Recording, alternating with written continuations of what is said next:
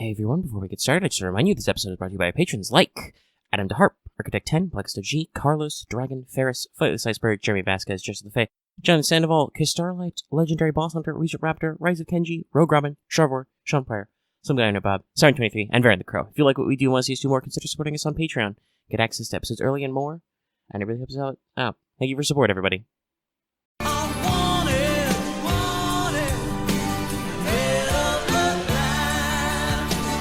Hello, everyone, and welcome back to Let's Talk FGO Wanted, the show where we let you know if you want to roll that 5-star. Peace and love to you, my friends. Today we will check out a new SSR ruler, Caren Hortensia, aka Amor, aka lots of things, actually. This is kind of a weird character to write about, because, she's advertised as Caren Hortensia, but also her first ascension is Amor.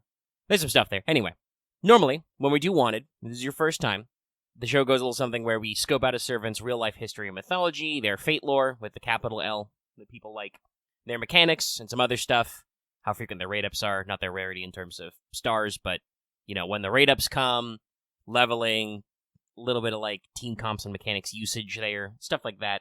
But when we're talking about franchise characters who are pseudo-servants, basically a normal fate franchise character who is possessed by some other entity, things get a little more weird and loose as we go, so this one will not quite be so strictly defined as always. There will be some backfill and some crossover stuff here. Also, probably maybe some spoilers for other mediums in here. I know, Fate's almost 20 years old, so it's a little loosey-goosey, but there's going to be some stuff in there, so keep your mind in on that. Alright, so as we begin in our real-life segment, the C in Caren's alias stands for Cupid, which is where we will spend a bulk of our real-life time here. Cupido, in Latin, means passion or desire, and the god named Cupid is sometimes referred to in Latin as Amor, literally love, hence the servant's other name. Either of these names functions as a translation of the Greek name Eros. So Cupid/Eros has a complex and contradictory origins, which I've even seen some commentary on by Roman and Renaissance scholars and art historians. So in some cases, love is supposed to be a primordial force existing since very early in the universe, emerging right after chaos and Gaia and stuff like that. But in other cases, Eros is the son of Aphrodite. Now, who exactly Cupid's father is also left open-ended. Sometimes the Romans remark on him just being the son of Venus, who has some strong motherhood stuff in Rome as Venus Genetrix, for some political reasons we'll talk a little bit about later. But also, some of them commented that Cupid might be the legitimate son of Vulcan and Venus, who are supposed to be married, or the result of the affair between Mars and Venus, representing the dichotomy of love and war and stuff. There's some back and forth, Mythology is not a straight line, linear canon, but is full of twists and turns and opposing beliefs, so keep that stuff in mind. Also, in both art and in religion, you can sometimes get multiple Cupids.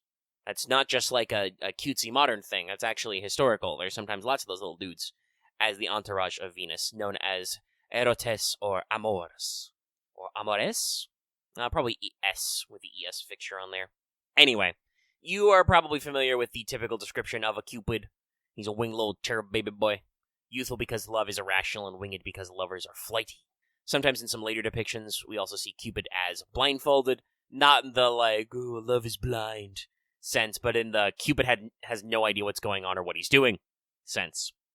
Love kind of seems to strike at random. Cupid and Eros are both heavily associated with bows and arrows, specifically his golden arrows with a pointed tip which cause desire, and lead arrows which a blunted tip which take away desire. So, some interesting parallelograms there. By the way, this and some other symbols mean that scholars, as I observed in my research, have drawn mythological parallels to the Hindu deity Kama, by the way. Just another fun association. Cupid also has some associations with dolphins for reasons it seems like scholars are not exactly sure of. Nobody wrote down anywhere, we associate Cupid with dolphins because of blah blah blah. So it could have been that they're supposed to be a symbol of affection. Dolphins as being friendly to humans is a pretty long-running trope. They could also just have been to show how fast Cupid is. He's speedy, like a dolphin. And Aphrodite and Venus both have some associations with the ocean. I'll tell you a couple of classical anecdotes in here, so there's some other stuff going on. There's a famous myth involving Cupid, usually referred to as Cupid and the Bees. Basically, Cupid's stung by bees while trying to take their honey, and he runs home to mommy like the giant fat baby he is, and he complains about being injured by something so small, and then Venus points out that that's his entire metaphorical thing. He is small, and he causes deep stings with his arrows of love. This is almost assuredly some sort of really drawn-out poetic metaphor about sex and stuff. There's bees, stings, honey. Anyway, we're gonna move on. Take my word for it. So interestingly, in my researching, it seems like the Romans treated Cupid a little bit different than Eros in a religious context. The Greek Eros has festival days and altars we can source, but the Roman Cupid is usually only depicted with Venus on altars or is attached to her temples. There are some famous friezes on temples of Venus with Cupids on them, etc. But there are also some book sources you can track down out there talking about how Cupid may have been worshipped in home shrines or little statuettes more. Kind of like hanging up the proverbial decorations in your house on Valentine's. Also, Cupid became more popular in artistic depictions during the time of Augustus because Venus and Cupid play a big part in the Aeneid, the big Roman founding myth poem that Augustus commissioned as a piece of imperialist propaganda. Also, the house of Caesar was pretty heavily linked to Aeneas and the cult of Venus, so it just kind of logically follows. Now, since Cupid, or Cupido, means desire, there's also lots of metaphors and connections here. Some Roman writers would associate Cupid with a desire for power and glory. There was records of what must have been some kind of pun or commentary in the interplay of sex and violence. Gladiators had names that referenced Cupid. And obviously the concept or phrase of omnia vincit amor, or technically omnia vincit amor. Remember, V's are W's, C's are hard. But basically that translates to love conquers all. This can include depictions of Cupid holding symbols of victory, paintings of Cupid conquering things, and honestly some political satire throughout the ages. Even Virgil got up to some of this a little bit. So, there's some wordplay involved there. There's also, of course, the very famous story of Cupid and Psyche, or Eros and Psyche. You should probably know that one. It's pretty well known, and I won't relate it here. I did a Fanservant Friday on Psyche you can track down. Also, take a drink in the drinking game, because there's an OSP video on this over the Sarcastic Productions, which probably tells it much better and funnier than I did. Also, there's pictures. Now, in some myths and commentaries, Cupid is depicted as having a rivalry with Diana, the Roman version of Artemis, or Roman syncretism of Artemis, because of his association with the bow and his general vibes of desire, and also feuds with Apollo a couple of times, as evidenced perhaps by Apollo's constant love affairs and other shenanigans. It's all Cupid's fault. Now, there was some attempts in early Christian history to demonize Cupid as the demon of desire, but apparently Europeans love cute bibbies, so he stuck around as a symbol of romantic love, which you can see the evidence of by checking the decorations at your local shopping establishment these days. It's kind of a thing. Now, to round this out with some other real-life commentary stuff, some history, some philosophy, this servant and some of the text around him, or her, technically, but him is a more concept, involves a lot of work on the four loves, so we'll run that one down really quick. The Greeks had a lot of different contexts for love, which was catapulted in the modern pop culture by C.S. Lewis writing The Four Loves, which is kind of an essay about the different types. So, storge represents familial love, affection, the bonds of people you are close with, not necessarily literally by blood. That's right, C.S. Lewis is writing about Frown family. Philia represents love between friends or companions, close people that you relate to on some level and have shared experiences with. Eros represents romantic love or being in love, that kind of desire to be close to another person. Lewis separated this from carnal desire, which he referred to as Venus. And then agape is universal or heavenly love, a selfless and general sense of love where you put others before yourself. This could be seen as a love for God, love for your fellow man, love for the earth, whatever. It's just the big open-ended thing going on there. The ancient Greeks also, by the way, had xenia, which was related to sacred hospitality. The best way to translate it would be something like guest friendship, or, love of guests. That's one's not really picked up these days, because I feel like sacred hospitality's culturally gone away a lot, but it was a big thing. One of Zeus's epithets was Zeus Xenios, so he was the guy of this. So to move into lore, let's switch gears and talk about Caren Hortensia, a character in Fate, first of all. Originating first with Fate Hollow Ataraxia, a fan-disc sequel to Fate Stay Night. So, Fate Stay Night sold a lot of copies, they came up with a sequel. It is of an ambiguously canon and literal nature, but there's a lot of stuff that gets introduced there that is used a lot. In Hollow Ataraxia, Caren can be considered the main heroine. She replaces Kyrie as the priest of the church in Fuyuki, and is involved in a lot of the shenanigans going on with Angra Mainyu. It is also then eventually revealed that not only is Caren a member of the Holy Church, but she's also Kyrie's daughter. After her mother, Claudia Hortensia, died after being married only 2 years to Kyrie, he left his young daughter in the care of Claudia's relatives, which is why she ends up with her mother's surname. Caren ends up with the Holy Church because she displays freaky things such as stigmata, and eventually it's discovered she has a quote-unquote masochistic spiritual constitution, where when she is near people who are possessed by evil spirits, her body mirrors their condition, so she's like a demon radar. Like, she'll get, weird exorcism, puking, or stigmata, or whatever other nonsense is going on. So exorcists are like, you're freaking out. That must mean a demon is near. This is also important to her characterization as a servant. Kind of has unique amounts of control over entities who are possessing her, so she's able to kind of flip-flop the normal dynamic for pseudo-servants. She is mostly herself with some Amor stuff in there, but her personality is much more heavily based on Caren than Amor, countermand to, say, for instance, Ishtar and Ereshkigal. Caren is also a playable character in the Tiger Coliseum series, some fighting games for only the PSP, which only came out in Japan. This also includes an alter ego Magical Caren. I think that was only in the sequel, Coliseum Upper. Despite seeming like this is important to the FGO version, as you can expect, I cannot find a lot about Tiger Coliseum on the internet. I am sorry, but I've tried, the usual starting point of, okay, well, let's start digging through the usual websites, and let's start, cycling through the first couple results on Google, and I can't really get anything tangible here, so this is what happens when half your franchise is JP-only releases, some of which are on technically dead consoles. So, yeah, it's important, but it's the only thing I can really get into.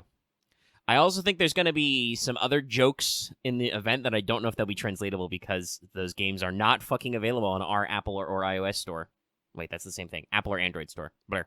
That was off script in case you couldn't tell. Anyway, Caren also has an alternate form from the Prisma universe as Ilya's school nurse, but this very clearly involves some nonsensical timeline drift. I think I've talked about this before with, either Hollow Ataraxia characters or Prisma Ilya characters. In Hollow Ataraxia, Karen's supposed to be, a younger than the original Fate Stay Night cast. She's, a year or so younger than Shiro, maybe. So, how is she a school nurse? She looks like she's the same age as Taiga. What the hell? I don't understand. I'm not gonna understand. Anyway, there's also another alternate version known as Caren Kotomine with K's that appears in Koha Ace as well, so lots of timeline shenanigans. And before we fill in all this other stuff, because we're basically at the end of the lore, she's a character from other Fate works. You really just gotta get in there and do it, and one of the works I can't really reference. There is a little bit of linguistic confusion about the character of Amor Caren, and I don't know if this is supposed to be in character from Karen's point of view, or if it's a writer-specific bit of mythography, similar to how I've personally talked about on this channel in past videos, that Aphrodite's depicted as a separate origin to make the Olympians work in the setting, but in real life we can follow a very clear cultural drift line that she comes from the same root goddess as Ishtar, Inanna, etc.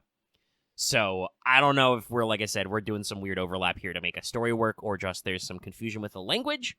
But basically, the servant and the event go out of their way to point out that for various reasons, mostly her being a weird nun-child person, Caren isn't really keen on Eros in the for-love sense, and she draws lines over what is Amor and what is Eros, basically drawing lines between stuff like Agape and Eros in the C.S. Lewis sense, and then also claims that Amor is a primordial deity, and then Eros represents those myths and powers being sublimated into the son of Aphrodite.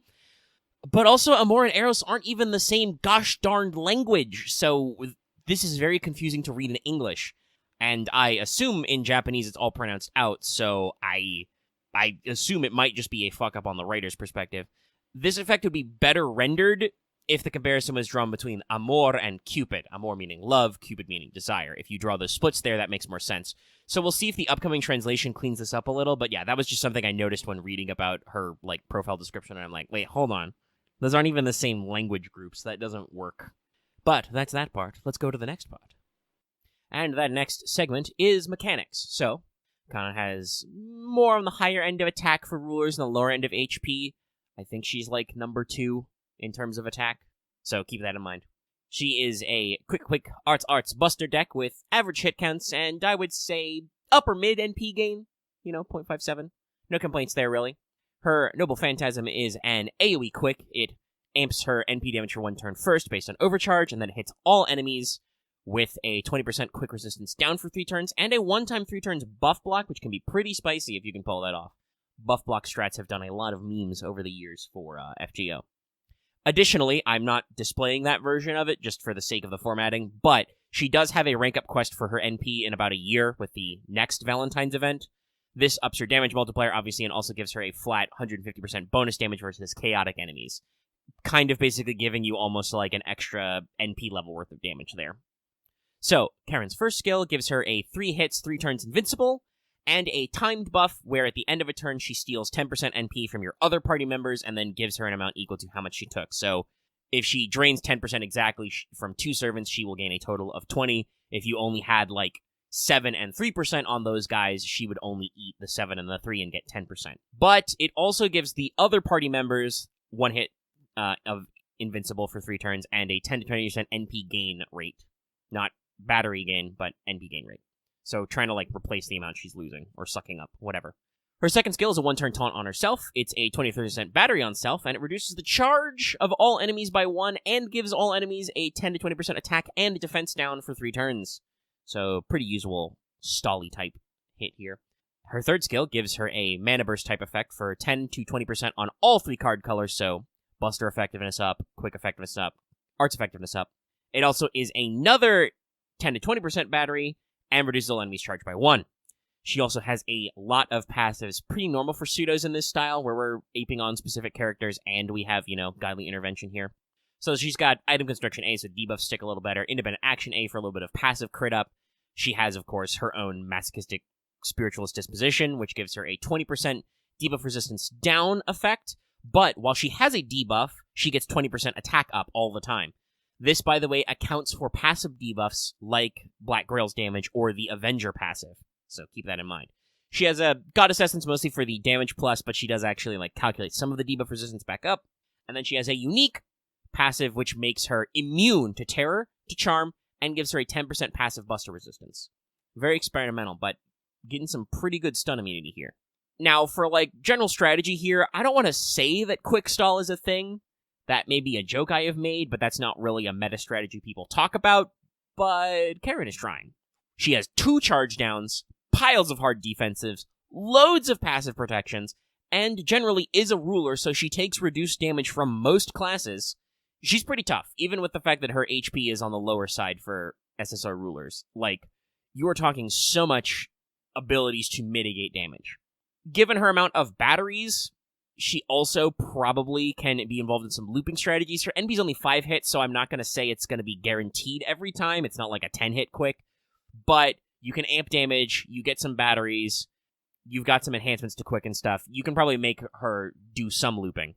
Also, I think once her NP rank up happens, she gets a little more clear roll, gives you extra kick versus chaotic enemies, so you can, pick for certain kinds of farming or just stalling out bosses a little better. But until then, she's just in general a good ruler who can keep your party alive, so she can steal their MP gauge, and resists a lot of punishment. Just whenever you're thinking you're going to be in a bit of a knockdown dragout, consider it.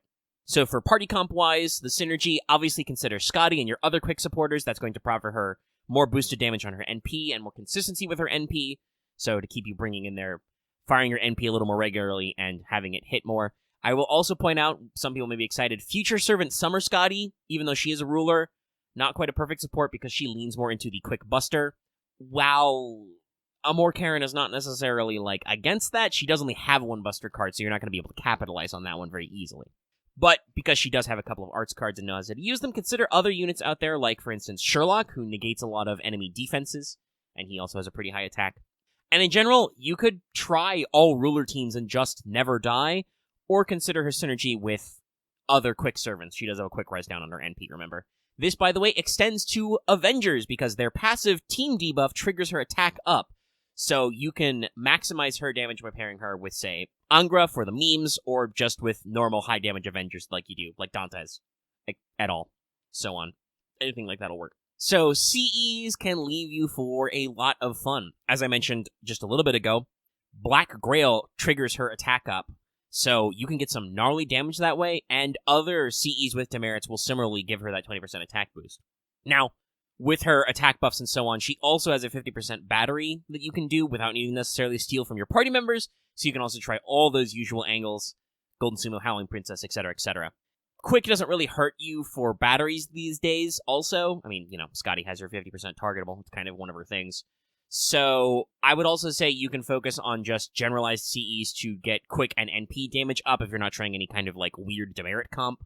But you can easily find lots of fun ways to maximize her damage output. Now, for all that other stuff, it's pretty straightforward. Not a lot to say here. Ruler leveling is unfortunately a little bit rough. She needs multiple statues per ascension, though thankfully no other mats, so if you have been keeping up on your statue stockpile, it shouldn't be too much of a problem. But she does need multiple skill gems for each skill up to the last few levels, and those do use relatively recent mats in the form of stand arrows and rainbow yarn. Obviously, arrows are about a year and a half, 2 years old now, technically, but they are bronze, so you may need quite a few of them. So just keep it in mind. Now, mechanically, Caren is obviously a bonus servant for this upcoming Valentine's event, and also will return as a bonus servant for next year's Valentine's event, because there's some other, crossover communication there with what's happening. This next year's event coincides with her rank up and roughly with a rerun banner, so obviously she has a raid up for this Valentine's event, which she is featured as the headliner for, and as you usually do with Valentine's, there will be a rerun banner for her and for the Valentine's CEs for that year, next year as well.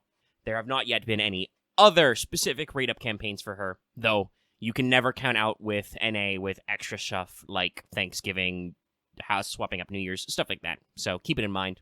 But she is a limited SSR, so she will be featured on all Lucky Bag GSSR campaigns in the future as well, anniversaries and New Year's, etc. So that's all I got for you. Sweet days to you, my friends. That means it's time to do the outro. So be sure to give this video a like if you're liking it. Leave your comments down below. You can also hit up our Discord, link in the video description and on our channel page. We have a roll thread if you are rolling and want to post images of rolls. That's where they go.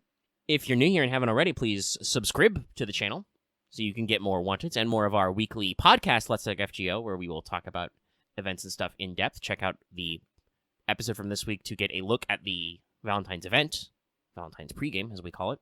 Also consider ringing that bell for notifications so you always know when we're posting new videos or when we're streaming. You can also join our channel membership to get access to membership badges and emotes and support the channel. And as I said at the front of the show, you can support us on Patreon to get access to this video early, get access to our audio recordings, and lots of other good extra content and also more extra cool good support. Did I mention the support is cool? Anyway, that's the outro. Good luck to all of you who are rolling. Happy Valentine's Day, everybody. Don't make yourself sick on chocolate. And good day.